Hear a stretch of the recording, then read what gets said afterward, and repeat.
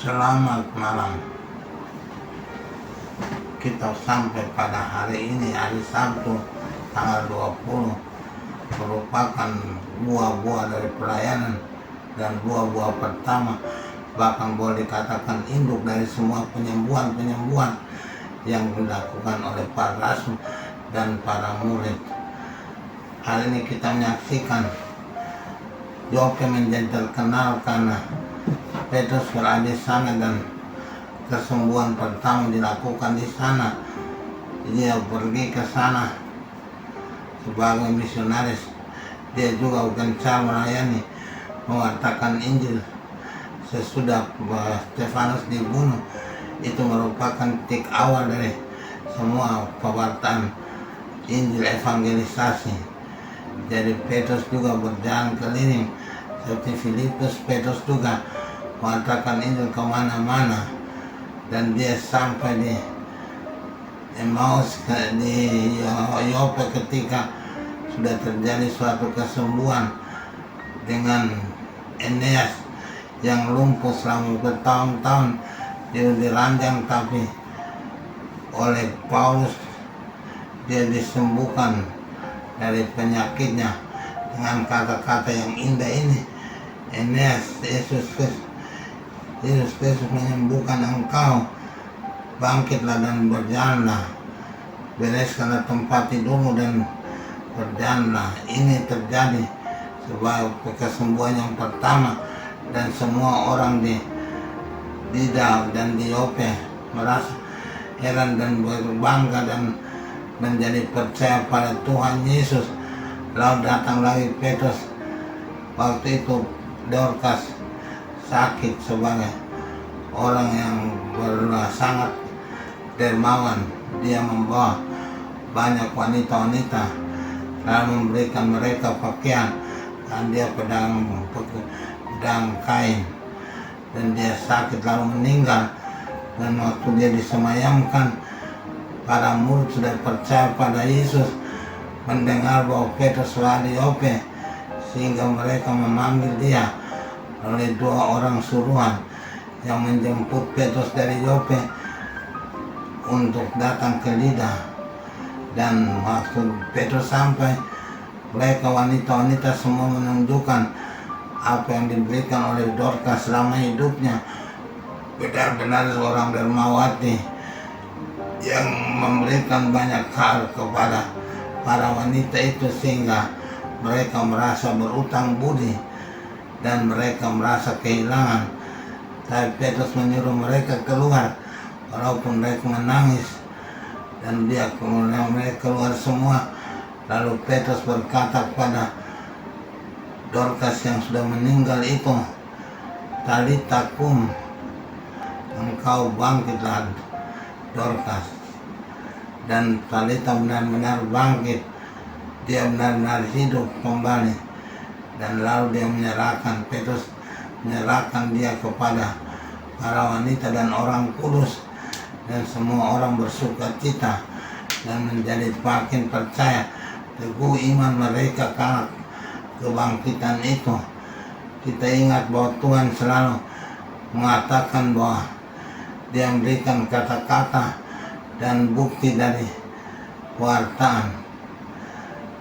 Pewartaan mujizat merupakan peneguhan dari pewartaan. Tidak hanya pernah mujizat saja, tapi pewartaan pertama, mujizat itu berikutnya sebagai peneguhan dari kata-kata yang diucapkan, signs and wonders.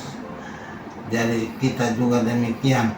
Kami yang biasa berada dalam kalangan, dalam KRK kebangunan rohani, merasa hal itu sangat mungkin dalam setiap pewartaan iman firman Tuhan harus dipenuhi dengan tanda-tanda. Ini menjadi bukti bahwa firman Tuhan itu ya dan amin.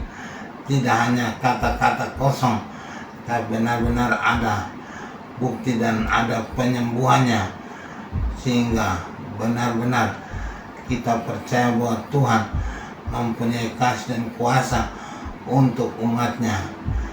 Mari kita percaya terus kepada Tuhan, tidak hanya karena mengharapkan mukjizat, tapi percayakan firman-Nya, terutama berita tentang Yesus hidup dan mati dan bangkit untuk kita. Itu menjadi inti kepercayaan kita. Kita percaya, kita berserah pada Tuhan dan memohon berkat-Nya untuk hidup kita. Dalam Injil kita menyaksikan bahwa diskusi tentang roti hidup sudah mulai selesai, tapi reaksinya begitu hebat. Banyak murid mulai meninggalkan Yesus karena merasa bahwa ajaran itu keras, ajaran itu mengajarkan orang berkanibal. Tapi Yesus tidak bermaksud demikian. Sampai Yesus juga bertanya pada murid-murid, apakah kamu juga akan pergi meninggalkan aku? Dan Petrus menjawab sangat indah, kemana lagi kami harus pergi? Engkau mempunyai sabda kehidupan dan kekal. Kami tetap bergabung dan berpaut dan berserah pada Engkau. Tuhan beserta kita. Kita juga demikian. Kita punya iman seperti Petrus yang percaya penuh pada Tuhan, bukan hanya karena melihat mukjizat-mukjizat, tapi karena benar-benar percaya akan kata-katanya, firman yang hidup untuk kita semua. Kita mau percaya dan merasa bangga akan kasih Tuhan melalui firman-Nya. Firman itu adalah roti, firman hidup dari surga untuk kita manusia. Semoga kita percaya dan mengalami kasih kemurahan Tuhan. Semoga firman Tuhan menjadikan kita anak-anak Tuhan yang teguh dan percaya penuh kepadanya. Semoga demikian. Amin.